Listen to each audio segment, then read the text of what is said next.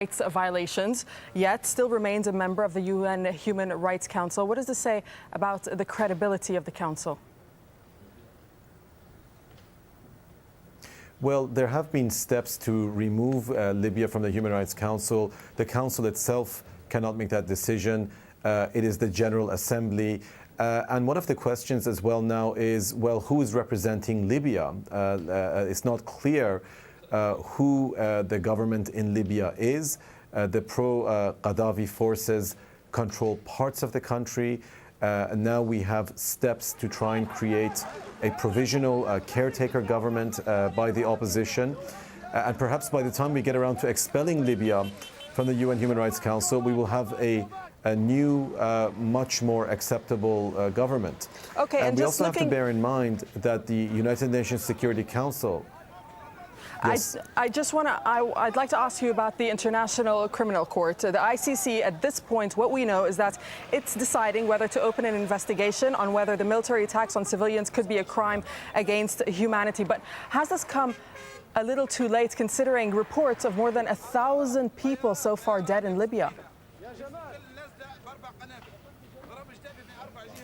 Well, Libya does not recognize the jurisdiction of the International Criminal Court. And it's only because the UN Security Council decided to refer this case to the court that it now has jurisdiction. So the court couldn't have acted previously. And unfortunately, we've seen also in the case of Sudan, where hundreds of thousands of people were killed, far worse situation than Libya, that it took the UN Security Council quite a bit of time to act. Now, I don't think that the referral of this case to the International Criminal Court would immediately stop atrocities in Libya.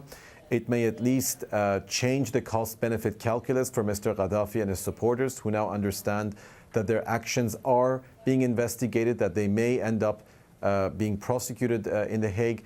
But what is happening in the referral of the case of Libya to the International Criminal Court is important for other countries that may experience similar situations. The Security Council has to establish a precedent for other tyrants that may be tempted to engage in mass murder, that the same thing would happen to them. And I remember in the summer of 2009, in an interview with AlJazeera about the situation in Iran, speaking about the threat of mass murder in the Islamic Republic of Iran when the first really uprising in the region from which the Egyptians and the Tunisians became inspired was taking place. The message should be to countries like Iran and elsewhere that if you think about engaging in mass murder against peaceful protesters, that you too could end up in the dock at The Hague. All right, then enforcing any warrant, any arrest warrant, I guess, is the next step that we'll have to look at. But we've run out of time for now. But Payam Akavan, thank you very much for joining us on Al Jazeera. Well, as a standoff between pro and anti-Gaddafi forces looms, the country's crucial commodity could be stuck in the crossfire. And coming up, we'll take a look at the oil installations and what could happen to them in the days and weeks to come.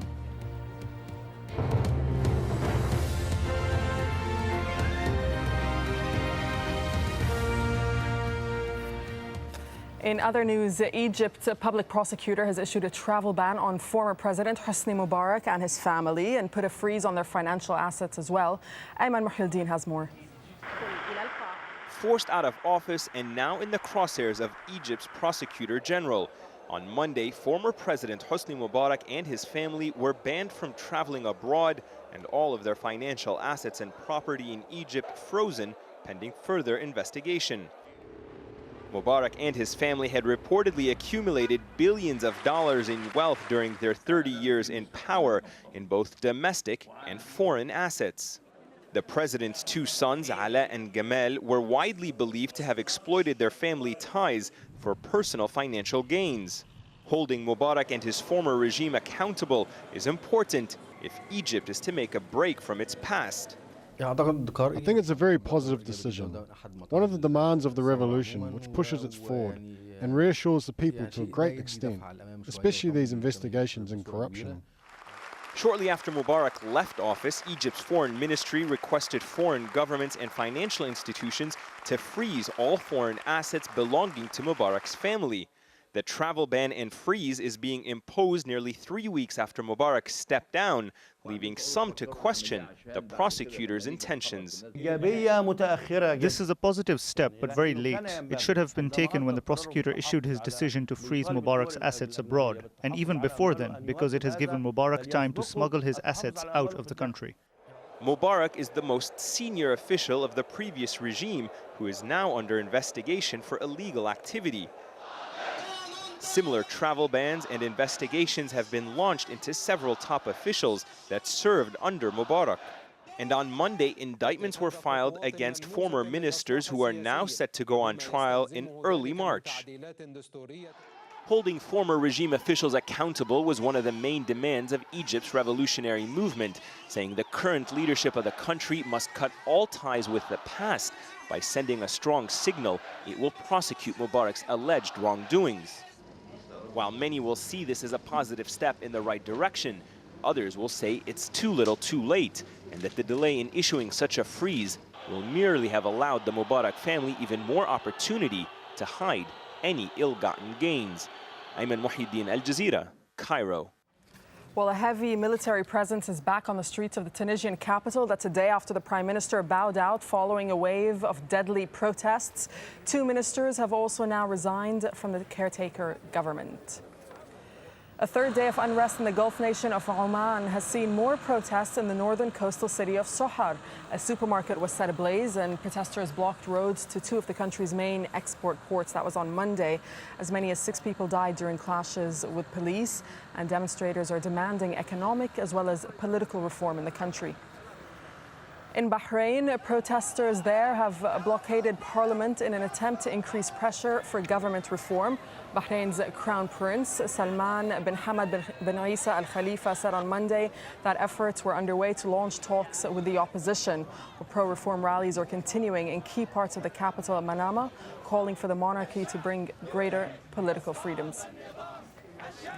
The uprisings in North Africa have stirred opposition movements further south. Zimbabwe's Robert Mugabe is another longtime leader whose rule has been marked by repression. And now activists meeting to discuss the recent unrest have been rounded up and allegedly tortured. Jonah Hull reports. Munyaradzi Gwizai is a former opposition member of Zimbabwe's parliament and the man who convened a meeting last Saturday in Harare to discuss the uprisings in North Africa. Gwizai and 45 others were arrested, allegedly tortured. They now face a charge of treason that carries the death penalty. He obviously would like another government to rule the country, so that's not a secret. But I think, yeah, these are intellectuals, these are community workers, these are not people that are any threat. So this is it's paranoia, it's simple paranoia. With Gwizai and his fellow alleged plotters behind bars, President Robert Mugabe celebrated his 87th birthday in traditional style. In this, his 31st year in power, not many Zimbabweans are celebrating. Some talk quietly of insurrection, but with past elections marred by violence and so many among the youth and educated